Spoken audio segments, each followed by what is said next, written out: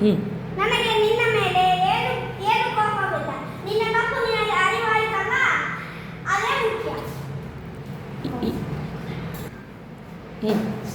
ಇನ್ನು ಮುಂದೆ ಎಚ್ಚರ ವಹಿಸಿ ಕೆಲಸ ಮಾಡು. ಹೌದು ನನಿ.